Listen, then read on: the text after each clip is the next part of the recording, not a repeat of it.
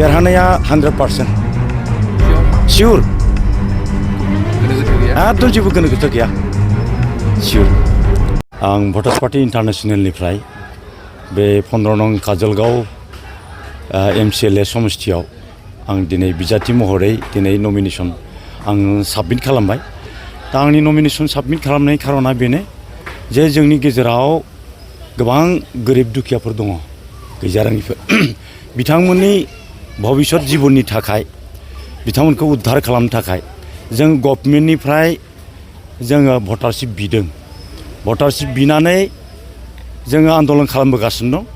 थांनाय 2011 सननि 2 डिसेम्बरावनो भटारशिपखौ होनो होननानै उच्च पदस्थ कमिटिया पार्लियामेन्टारि कमिटिया पास खालामना होखादोंमोन बेखौनो बिथांमोनहा दासिमबो होनो हायाखै